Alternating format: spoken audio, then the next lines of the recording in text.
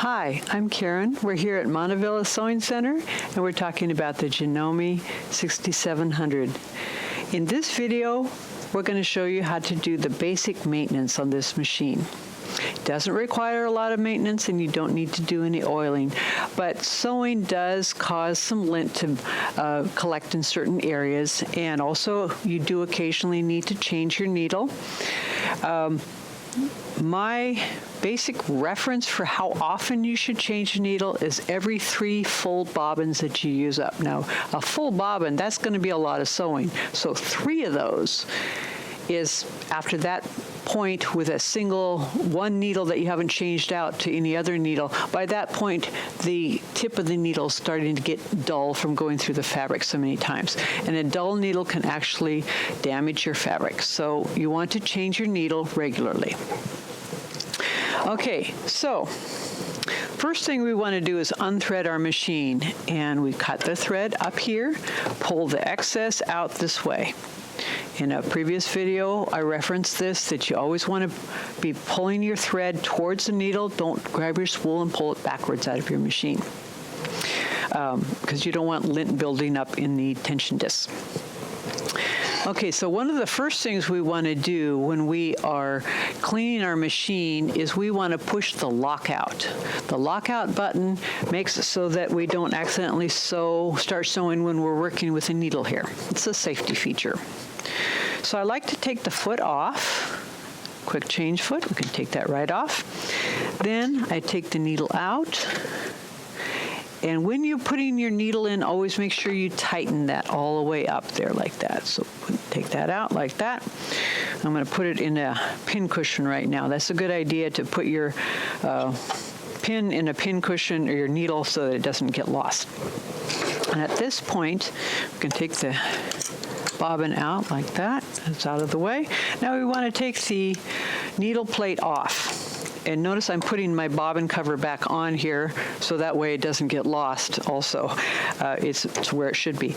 So we just push this button right like that, and it causes this to jump up like that. You can lift up your presser foot lever a little higher if you need to get this out. So this is our needle plate. We're going to set that down there. Then you can lift out your bobbin case. Now you want to clean that bobbin case on all sides like this. Clean it really good. Okay, there we go. And we clean in here really good. Now I don't have a whole lot of lint in here because I cleaned fairly recently. There's a thread. Make sure you clean. This is right in here. That is the thread cutter mechanism. So visually check to make sure there's no threads caught in there. And I've never seen threads caught in there, but it's a good idea to just brush it out a little bit. And then clean all around here and clean in your feed dogs. Now notice we don't have the presser foot on there, so we can visually see where things are and clean it easily. If I had been sewing a lot of flannel, the fuzz from the flannel would build up between the feed dogs. We don't want that happening, because too much fuzz and eventually the feed dogs are going to have a hard time moving the fabric along. So I want to clean it in there, clean in here, clean back in here. Now you can also use your vacuum cleaner attachment as you're brushing to help get some of that lint out of there. But don't use canned air. You know, that aerosol spray canned air. The problem I've had with the canned air, there's 2 problems. One of them is it blows stuff further back into your machine. It doesn't pull it out.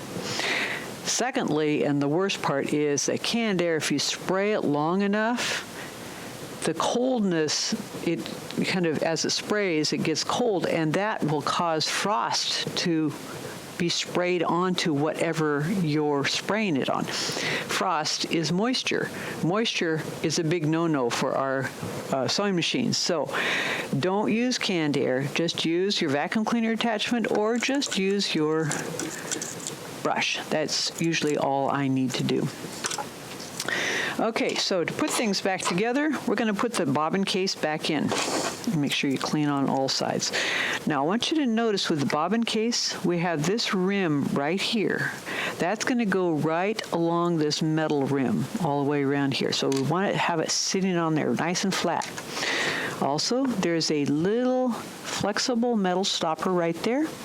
This knob is going to go next to that stopper, and these two red marks are going to point right to each other. So we scoop it under the feed dogs, let it sit down there right like that. What you don't want is to have it sitting up like this. That's not sitting on those rims. It's got to sit nice and flat like that. So this is a machine that's easy to take apart as far as cleaning. You don't have to take out any screws. You can just put that right back in there like this. And this little target, there's a couple of clips that hang on in the back. This little target's right in the middle, so you just push down and it's all back together. Now, to put the needle back in, always make sure that the flat side is facing away from you. And what we're looking at, see this little window right here? That little window next to that needle clamp screw, that is where you're going to be able to see the top of the needle as we put that in there. Goes all the way up inside there.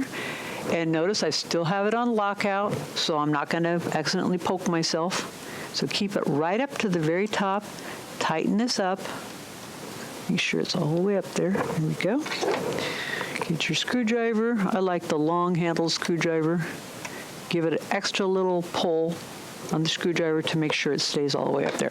It's important that your needle is all the way up to that stopper and not that's hanging down like a millimeter or so, because if it hangs down, it could scratch something down below as it's forming a stitch. So it's got to be all the way up. That's important.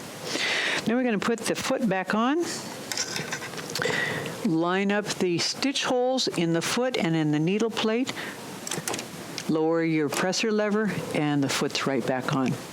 So that's your basic maintenance on this machine. Other than that, you can simply wipe it down with a dry cloth, and that'll take care of it. Do put your cover on it when you're not sewing, and that's going to help prevent dust from getting in your machine. Dust is basically lint that's floating around in the air. You don't want extra lint in your machine, and you also don't want lint on your thread, because that could travel into your machine as you're sewing. So when you're not sewing, put your thread tree down, cover it up, and it's basically good to go. So thank you for watching this video. If it's been helpful, give us a thumbs up. And if you have comments or questions, you can leave them in the area down below. We have other videos on this machine, so stay tuned. Thanks for watching. Bye.